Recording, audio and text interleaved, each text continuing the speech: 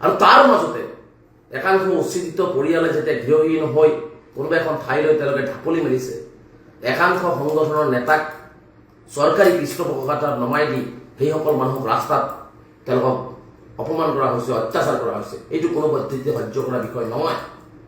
তাৰোপৰি আজি দুদিনৰ পৰা দেখিছোঁ, বিশেষকৈ আজিও দেখিছোঁ যে মিয়া কোনোবাই কৈছে বাংলাদেশ পাৰ কৰাই দি আহিব। কোনো ভাৰতীয় নাগৰিকক কোনোবাই বাংলাদেশ পাৰ কৰি দি আহিবৰ ক্ষমতা আছে নেকি? মুখ্যমন্ত্ৰী অবৈধভাৱে বহু মানুহক, অন্যায়ভাৱে বহু মানুহক বৰ্ডাৰ পুলিচ আৰু ফৰেনাৰ্ছ ট্ৰিবিউনেলছৰ জৰিয়তে বৰ্ডাৰত পুছবেক কৰি উভতাই আনিছে। এই কথাখিনিও এই সংগঠনসকলে বুজা উচিত যে ভাৰতবৰ্ষত আইন আছে, সংবিধান আছে, এজন মানুহক ক'লেই বাংলাদেশী হৈ নাযায়।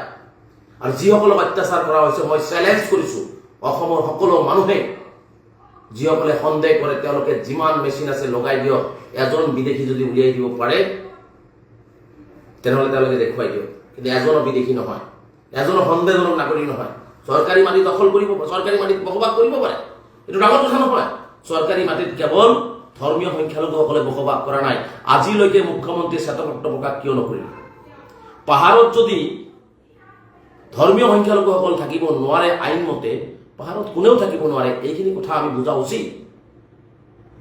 আমি কোৱা নাই যে পাহাৰত থকা সকলো জাতি জনগোষ্ঠী ধৰ্মীয় অঞ্চলসকল উচ্ছেদ কৰিব, কাৰণ উচ্ছেদ বিৰোধী। আমি এনেকুৱা অমানৱীয় উচ্ছেদৰ বিৰোধী। মানুহে জীৱন নিৰ্বাহৰ কাৰণেহে ল'ৰা ছোৱালী অতি সন্ততি লৈ এনেকুৱা চৰকাৰী ভূমিত বসবাস কৰিছে বা ফৰেষ্টত বসবাস কৰিছে। কিন্তু তেওঁলোকে এই ধৰণৰ অমানৱীয় অত্যাচাৰ কৰি অসমখনক এটা পেলেষ্টাইন সদৃশ, গাজা সদৃশ সংখ্যালঘুসকলক এটা যাযাবৰী জীৱন যাপন কৰাৰ কাৰণে তেওঁলোকে চেষ্টা অব্যাহত ৰাখিছে। এটা কথা স্পষ্ট, চৰকাৰে এই ধৰণৰ অমানৱীয় অত্যাচাৰবিলাক বন্ধ কৰক। আৰু দুদিনৰ পৰা যিটো আজিলৈকে দেখিছোঁ যে মিয়াক খেদিম, মিয়াক বাংলাদেশ পাৰ কৰাই দি আহিম, আজিৰ পৰা কাইলৈ ঘৰ এৰিব লাগিব, তেওঁলোকক আক্ৰমণ কৰাইছে, ভাবুকি দিয়া হৈছে, এই কথাটো মই ভাবোঁ যে আটাইতকৈ চূড়ান্ত অন্যায় আৰু অত্যাচাৰৰ চৰম সীমা পাৰ কৰি দিছে। অসমত ডিজিপি আছেনে নাই? অসমত গৃহ বিভাগ আছেনে নাই? মুখ্যমন্ত্ৰীয়ে কোনোবাই ফেচবুকত টুইট এটা কৰিলেই মুখ্যমন্ত্ৰী পিছদিনাখনে গ্ৰেপ্তাৰ কৰি জেল হাজতত পঠাই মুখ্যমন্ত্ৰীয়ে বাহ লয় ফেচবুকৰ জৰিয়তে, টুইটাৰৰ জৰিয়তে। আজি যে ভাৰতীয় নাগৰিকসকলক এনেকুৱা ভয় ভাবুকি আৰু অত্যাচাৰ, শাৰীৰিকভাৱে অত্যাচাৰ কৰা হৈ আছে, তাৰপিছতো মুখ্যমন্ত্ৰী নীৰৱ কিয়? ডিজিপি মহোদয়, অসম আৰক্ষী আপোনাৰ আছেনে নাই? সেই জিলাবিলাকৰ জিলা আৰক্ষী অধীক্ষকসকল আছেনে নাই? এই কথাটো অসমবাসী ৰাইজে জানিব বিচাৰিছে যে পুলিচ প্ৰশাসন থকাৰ পিছত, আইনী ব্যৱস্থা থকাৰ পিছত, কোনো মানুহ ক'তবা থাকি বসবাস কৰিছে, কোনোবা মানুহ চাকৰি কৰিছে, কোনোবা মানুহ বিজনেছ কৰিছে, কোনোবা মানুহ কাৰোবাৰ ঘৰত কাম কৰিব গৈছে, সেই মানুহখিনিৰ ওপৰত যে অন্যায় কৰা হৈছে, অত্যাচাৰ কৰা হৈছে, সেই জিলাখনৰ জিলা আয়ুক্তগৰাকী আছেনে নাই? এই কথাটো অসমৰ ৰাইজে মুখ্যমন্ত্ৰীৰ পৰা জানিব বিচাৰিছে নে? মুখ্যমন্ত্ৰী ডাঙৰীয়া, আপুনি অসমত এটা অস্থিৰ আৰু সংঘাতপূৰ্ণ পৰিৱেশ সৃষ্টি কৰিবৰ কাৰণে একাংশ ভেৰণীয়া বাহিনীক আপুনি নমাই দিছে, এইটো কথাও অসমৰ ৰাইজে জানিব বিচাৰিছে। সৰু সৰু কথাত অসম আৰক্ষী এক্টিভ, কিন্তু মানুহৰ ওপৰত শাৰীৰিক আক্ৰমণ, ভাৰতীয় নাগৰিকৰ ওপৰত, কোনো বিদেশীৰ ওপৰত এনেকুৱা আক্ৰমণ কৰিব নোৱাৰিব। আইনী ব্যৱস্থা ল'ব লাগিব। যদি কোনো বিদেশী নাগৰিক ইয়াত আহে, আমেৰিকা হওক, ৰাছিয়া হওক, বাংলাদেশ হওক, নেপাল হওক, তেওঁলোকে যদি ইয়াত কোনোবা ভুল কৰে, সেই ভুলবিলাকক আইনৰ জৰিয়তে তেওঁলোকক শাস্তি প্ৰদান কৰিব লাগিব। কিন্তু আক্ৰমণ, শাৰীৰিকভাৱে আক্ৰমণ আৰু মানসিকভাৱে আক্ৰমণ কৰিব নোৱাৰিব। আৰু এইসকলতো ভাৰতীয় নাগৰিক, এইসকল ভাৰতীয় নাগৰিকৰ ওপৰত এই ধৰণৰ চৰম অন্যায়, অত্যাচাৰ আৰু অসমত এটা অস্থিৰ পৰিৱেশ আৰু বাতাবৰণ সৃষ্টি কৰাৰ যি প্ৰয়াস কৰা হৈছে, তাৰ পিছতো মুখ্যমন্ত্ৰী নীৰৱ, গৃহ বিভাগ নীৰৱ। তাৰ মানে এইটো কথা আমি স্পষ্টভাৱে বুজিব বিচাৰিছোঁ যে গৃহ বিভাগ আৰু মুখ্যমন্ত্ৰী নিজে মিলি আচলতে এই মানুহখিনিৰ ওপৰত এই ধৰণৰ অত্যাচাৰ চলাই আছে। গতিকে মুখ্যমন্ত্ৰীৰ পৰা আমি স্পষ্টীকৰণ বিচাৰিছোঁ। জীৱন আৰু সম্পত্তিৰ নিৰাপত্তা দিয়াৰ দায়িত্ব মুখ্যমন্ত্ৰীৰ। অসমৰ আৰক্ষী সঞ্চালক প্ৰধানগৰাকীৰ মানুহৰ জীৱন আৰু সম্পত্তিৰ নিৰাপত্তা দিয়াৰ দায়িত্ব। শিৱসাগৰ জিলা আয়ুক্ত আৰু আৰক্ষী অধীক্ষকগৰাকীৰ মানুহৰ জীৱন আৰু সম্পত্তিৰ নিৰাপত্তা দিয়াৰ দায়িত্ব। যদি কোনো অপৰাধীয়ে অপৰাধ কৰিছে শিৱসাগৰত, তাক আইনগতভাৱে তাত শাস্তি হ'ব, তাত আমাৰো সমৰ্থন থাকিব। কিন্তু কোনো মানুহ ব্যৱসায় কৰিব গৈছে, কোনোবাই কাৰোবাৰ ঘৰত ভাড়াত কাম কৰিবলৈ লৈ যোৱা হৈছে, কোনোবাই ৰাস্তাত ঠিকা কৰিবৰ কাৰণে তেওঁলোকক লৈ যোৱা হৈছে, কোনোবাই কাৰোবাৰ বিল্ডিং বনাবৰ কাৰণে লৈ যোৱা হৈছে, লৈ যোৱা মানুহখিনিক আকৌ 24 ঘণ্টা, 3 দিন, 4 দিন আকৌ নিৰজ্জনকভাৱে তেওঁলোকক শাৰীৰিক আৰু মানসিক অত্যাচাৰ কৰিব, এইটো কোনো পদ্ধতিৰে এটা সভ্য সমাজৰ কথা হ'ব নোৱাৰে। আৰু এই ক্ষেত্ৰত মই অসমৰ বৈদিক মহল, অসমৰ সংবাদ জগতৰ সকলো বিশিষ্ট ব্যক্তিসকলক মই বিনম্ৰতাৰে আহ্বান জনাম, যিটো পৰিৱেশ বিজেপি চৰকাৰ আৰু একাংশ দল সংগঠনৰ বিশেষ ব্যক্তিসকলে কৰিব বিচাৰিছে, এইটোৱে কিন্তু আমাৰ অসমৰ সমাজ জীৱন অৰ্থনৈতিকভাৱে, সামাজিকভাৱে, শৈক্ষিকভাৱে সকলো ক্ষেত্ৰতে কিন্তু অসমখন ৰখাতলৈ লৈ যোৱাৰ এটা পৰিকল্পনা ৰচনা কৰা হৈ আছে। গতিকে যিহেতু প্ৰকৃত ভাৰতীয় মানুহখিনিক, স্বাভিমানী নাগৰিকসকলক যিহেতু অন্যায় কৰা হৈছে, মই ভাবো যে অন্ততঃ এই ক্ষেত্ৰত সকলে মাত দিয়াটো উচিত। সকলে মাত দিয়াটো উচিত যে কোনো এজন ব্যক্তি ধুবুৰীত আহিও কাম কৰিব পাৰিব, কোনো এজন ব্যক্তি কোকৰাঝাৰত আহি কাম কৰিব পাৰিব, কোনো এজন ব্যক্তি ডিব্ৰুগড়, তিনিচুকীয়া, শিৱসাগৰ, বৰাক উপত্যকাৰ হাইলাকান্দি, কৰিমগঞ্জ বা শিলচৰতো কাম কৰিব পাৰিব। এইটো তেওঁলোকৰ অধিকাৰ।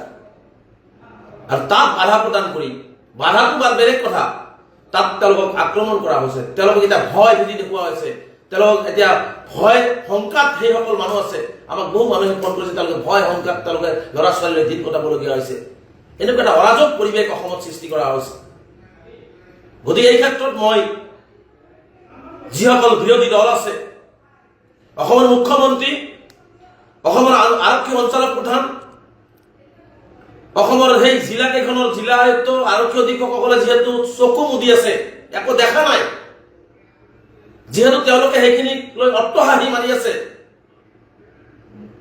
যে মিয়াক খেদি আছে, মিয়াক মাৰি আছে, মিয়াক পঢ়াই দি আছে, এই যে এটা তুচ্ছ তাচ্ছিল্য আৰু এই যে এই ধৰণৰ মানসিকতা, এটা সংকীৰ্ণ মানসিকতা তেওঁলোকে লৈছে, এই ক্ষেত্ৰত মই ভাবো যে প্ৰত্যেকজন ব্যক্তিয়ে, এইসকল ভাৰতীয় নাগৰিক, এইসকল বিভিন্ন ঠাইত কাম কৰিব গৈছে বা ব্যৱসায় সূত্ৰে গৈছে বা বিভিন্নজনক লৈ যোৱা হৈছে, সেইসকল মানুহৰ সুৰক্ষা দিয়াৰ কাৰণে আমি সকলোৱে মাত মাতিব লাগে আৰু আমি সকলোৱে ওলাই আহিব লাগে। আৰু সেই সংগঠনসকলৰ মই বিশিষ্ট ব্যক্তিসকলক মই আহ্বান জনাইছো যে আপোনালোকেও এই মানুহখিনি সন্দেহজনক বা বিদেশী, বাংলাদেশী এই শব্দ প্ৰয়োগ কৰাৰ আগতে মানুহখিনিক চাওক।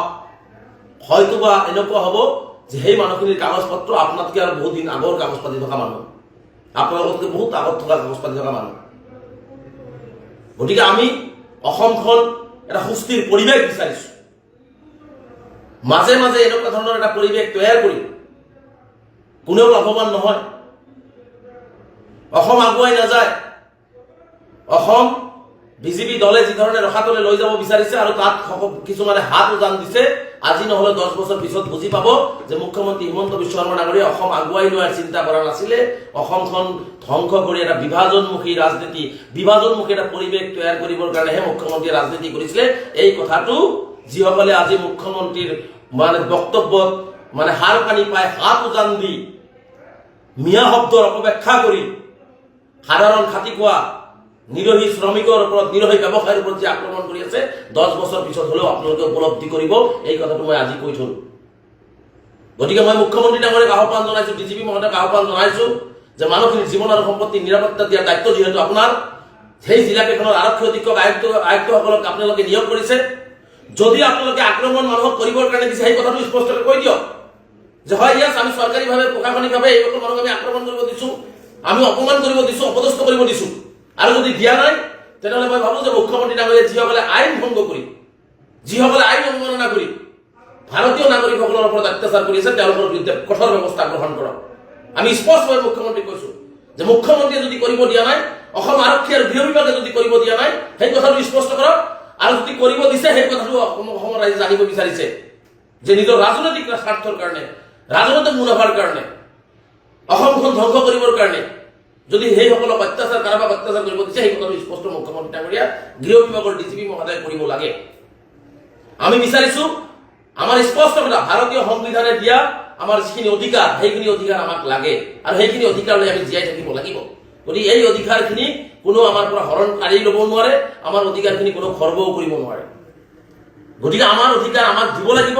আমি কাৰো অধিকাৰ কাঢ়ি লৈ অহাৰ বিচৰা নাই। আমাক যিখিনি প্ৰাপ্য অধিকাৰ, আমি যিখিনি সাংবিধানিক অধিকাৰ, আমাৰ জীৱনৰ সম্পত্তিৰ যিখিনি নিৰাপত্তাৰ অধিকাৰ, আমাৰ যিখিনি অন্য বস্ত্ৰৰ বাসস্থান, সেইখিনি অধিকাৰ আমাক সেইখিনিয়ে লাগে। আমি কাৰো ভূমি, কাৰো সম্পত্তি আমি কাৰো দখল কৰিব যোৱা নাই, কাৰো আমি টকা পইচা আমি বিচাৰি যোৱা নাই। আমাক কেৱল মাত্ৰ আমাৰ যিখিনি অধিকাৰ, সেইখিনি অধিকাৰ লৈ জীয়াই থকাৰ কাৰণে ব্যৱস্থা গ্ৰহণ কৰিব কাৰণে চৰকাৰক আহ্বান জনাইছো। অন্যথা এটা কথা মনত ৰাখিব, এই চৰকাৰখন আৰু চৰকাৰৰ লগত যিসকলে হাত উজান দি অসমত বিভাজনকামী শক্তিক উৎসাহিত কৰা যিসকল ব্যক্তি, সেইসকল ব্যক্তিয়ে অসমখন যি ধৰণে পিছৰ পেলাই ঠেলি দি আছে, এইটোৱে আহিব লগা আমাৰ অসমীয়া উঠি অহা প্ৰজন্মৰ কাৰণে এটা অভিশাপ স্বৰূপ হ'ব। আৰু অসমখন আমি এক বৃহত্তৰ অসমীয়া জাতি হিচাপে আমি একেলগে যি জীয়াই আছো, এইবিলাকৰ মাজতো বিভেদ সৃষ্টি হ'ব, ভাঙন সৃষ্টি হ'ব। আৰু যিটো আমি আমচুৱে কেতিয়াও কাহানি নিবিচাৰো। আমি শদিয়াৰ পৰা ধুবুৰী আৰু ব্ৰহ্মপুত্ৰৰ পৰা বৰাকলৈকে আমি সকলোৱে বৃহত্তৰ অসমীয়া জাতি হিচাপে একেলগে জীয়াই থকাটো বিচাৰো, একেলগে সমিলমিলেৰে আগবাঢ়ি যোৱাটো বিচাৰো। আৰু আমি এইটো কাম কৰো। আৰু আমি এইটোও কওঁ যে নিৰহী জনসাধাৰণৰ ওপৰত যদি আক্ৰমণ কৰে, নিৰহী জনসাধাৰণৰ সন্দেহজনক বাংলাদেশী ভাৰতীয় নাগৰিকক ক'ব, তাত 100 বাৰ 1000 বাৰ আমচুৱে মাত দিব।